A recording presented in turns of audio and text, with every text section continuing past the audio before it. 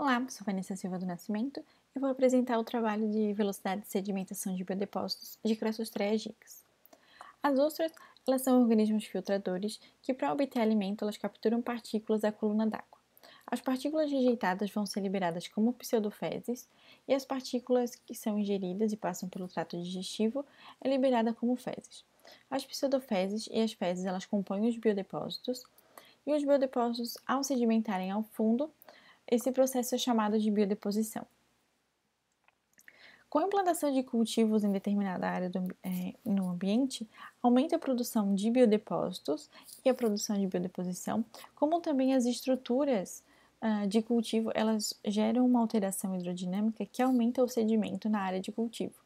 Portanto, é necessário estudos no qual se mensure a quantidade de biodepósitos, como também o grau de dispersão dessas partículas, uma vez que o impacto ambiental do cultivo é causado por essas duas variáveis.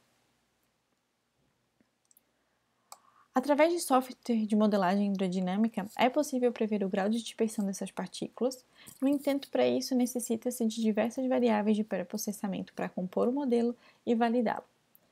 Portanto, essas variáveis de pré-processamento seriam batimetria, condições de contorno, meteorologia, velocidade de corrente e velocidade de vento. Essas variáveis fazem com que o modelo se torne o mais próximo da realidade possível.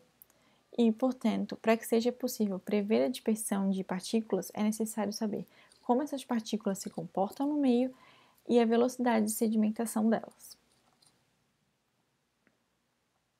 Portanto, o objetivo desse trabalho foi determinar a velocidade de sedimentação de biodepósitos de ostras adultas da espécie Crassostreia gigas em uma escala piloto controlada, aplicando a metodologia de mensuração indireta da velocidade de sedimentação. Foi utilizado então um tubo de acrílico no modelo FT-Type de 2 metros de altura, com diâmetro de 10 centímetros e com torneiras ao longo da coluna. O tubo era completado com água salgada e filtrada e era medido turbidez e temperatura, antes do início do ensaio de sedimentação. A turbidez da amostra também era medida. Para obter a amostra, foram colocados 50 ostras em um recipiente com água do mar bombeada continuamente durante 4 horas.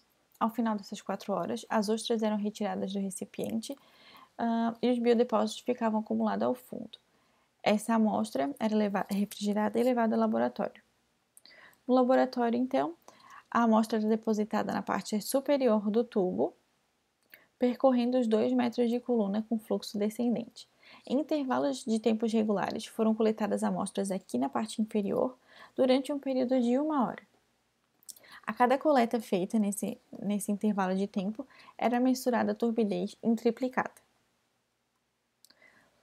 Para cálculo de velocidade de sedimentação, foi utilizada a altura da coluna em centímetros em razão do tempo do pico de turbidez.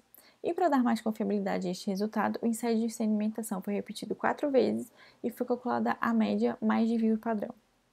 A média, então, gerou esse gráfico que demonstra o perfil temporal de sedimentação dos biodepósitos.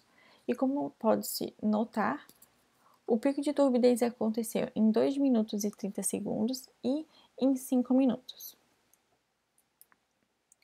Portanto, foi calculada a velocidade de sedimentação em 2 minutos e 30 segundos, o que gerou uma velocidade de 1,33 cm por segundo, e a velocidade de sedimentação aos 5 minutos foi de 0,67 cm por segundo.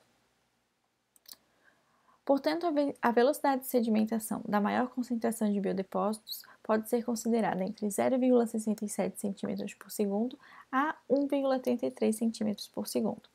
É importante observar que, mesmo não tendo outros trabalhos com velocidade de sedimentação de ostras nas condições de cultivos locais, esses valores eles estão dentro da literatura reportada na França.